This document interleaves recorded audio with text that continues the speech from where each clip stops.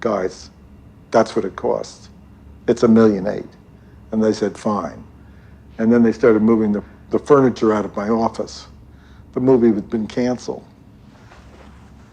So I went home that weekend and thought about it, and I somehow came back and said, you know what, I've been thinking about it. If we move this and change this around, maybe we can do it for $1.6 million. And they said, great, it's a go. Bienvenidos a Cine Aparte, gracias por darle clic al enlace. Desde hace tiempo quiero comentar un documental que no se exhibió comercialmente en cines, pero que está en plataformas y lo pueden buscar y lo pueden encontrar.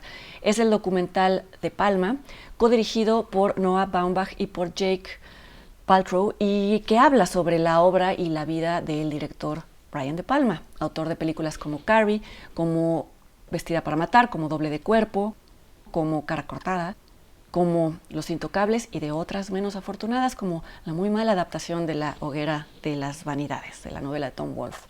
De Palma es miembro de la llamada generación del nuevo Hollywood, junto con Francis Ford Coppola, con Martin Scorsese, George Lucas, Steven Spielberg, William Friedkin, que es una generación que se considera que cambió las reglas de la industria de Hollywood en los años 70 y cambió el rumbo del cine y que determina en buena parte el cine que vemos actualmente. Sin embargo, De Palma es quizá el menos elogiado de sus miembros porque se considera, dicen algunos, que su cine es simplemente explotación y es imitación de otros estilos, sobre todo de Hitchcock, cosa que De Palma admite sin reparos, y que es violento, sádico y que es misógino.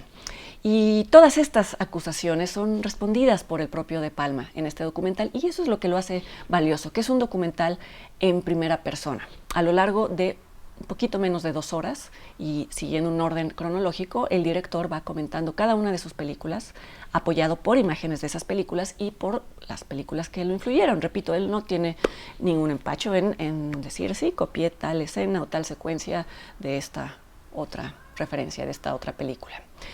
Y a pesar de que es un formato que a muchos les puede parecer plano o escolar o muy convencional, me parece que le viene muy bien a este personaje. ¿Por qué? Porque, como ya dije, De Palma es un director que divide opiniones, que es el centro de polémicas entre quienes dicen que simplemente es alguien que recicla estilos y que es misógino y violento, y quienes lo consideran una voz que ha aportado películas y escenas valiosas, incluso al punto de ya influir a nuevos directores.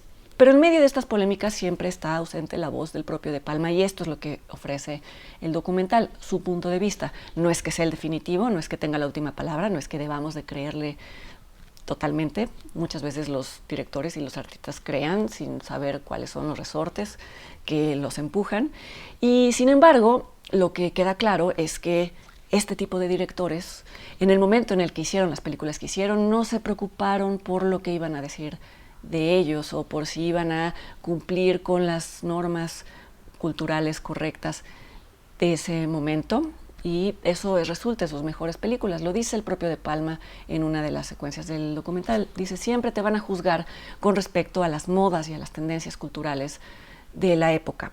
Pasan de moda esas tendencias culturales, las reseñas y esos juicios se quedan atrás y las películas permanecen. Y esto se sostiene con ejemplos de su propia filmografía. Pensemos, por ejemplo, en Carrie, la película de 1976, adaptada de la novela de Stephen King. Ustedes verán en el documental cómo en su momento solo Brian De Palma defendía que la protagonista fuera Sissy Spacek, cómo a muchos les indignó la manera en la que De Palma mata a la madre de Carrie en la película, que es una libertad que él se tomó, él modificó la muerte de la madre de Carrie, cómo a muchos les incomodaron las escenas en las que Carrie está en la regadera y menstrua y cómo aparece la sangre menstrual y cómo sus compañeras se burlan de ella por eso.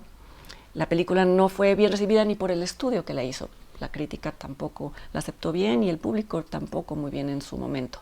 41 años después, y esto ya no lo dice el documental, esto lo agrego yo, Carrie es una película que sigue siendo parámetro de muchas otras.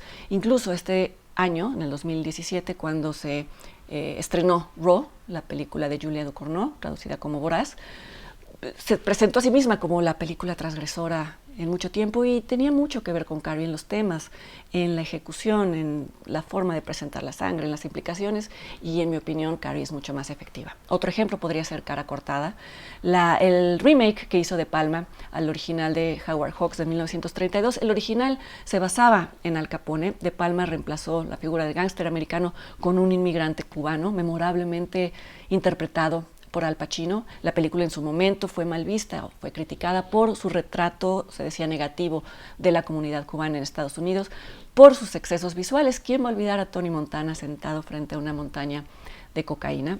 Oliver Stone escribió esas escenas y las escribió, dice, basada en sus propias experiencias como adicto a la cocaína. A la hora de la producción de la película, Oliver Stone quiso dirigir algunas escenas. Esto provocó roces, obviamente, con el director, con Brian De Palma, y esta lucha de egos también, esta tensión también se refleja de alguna manera en los excesos de Cara Cortada, que 41 años después ya es considerada una película de culto, es alabada por muchos críticos. Sus escenas son recreadas en muchísimas programas y otras películas de la cultura popular. Incluso se habla de un remake que en mi opinión está condenado a ser comparado desfavorablemente. Y menciono solo estas dos películas simplemente porque apoyan un punto que se repite una y otra vez en el documental. Y es que, dígase lo que se diga, De Palma siempre fue fiel a su propio criterio narrativo y estético. Sus decisiones no eran las más aceptables, no eran las más populares, no eran las que todo el mundo entendía, pero resultaron en sus mejores películas. En el momento en el que comenzó a trabajar con grandes presupuestos y con Hollywood, fue infeliz, y así lo dice, y prefirió emigrar, se fue a Francia y comenzó a hacer películas otra vez siguiendo su temática. No han sido ya bien recibidas, no han dejado la misma huella, no han hecho dinero, pero son películas inequívocamente de Brian De Palma, y en estos tiempos en los que mucha gente se vende al mejor postor, creo que esta es una cualidad. Si conocen su cine, este es un muy buen complemento, este documental. Si no lo conocen, es una muy buena introducción, y en ambos casos es una mirada a cómo pensaban estos directores de la generación del nuevo Hollywood, que definitivamente cambiaron el rumbo del cine estadounidense. Ojalá lo encuentren, está fácil de encontrar en alguna plataforma, y ojalá me acompañen a mí aquí la semana que entra en otra entrega de Cine Aparte. Hasta luego.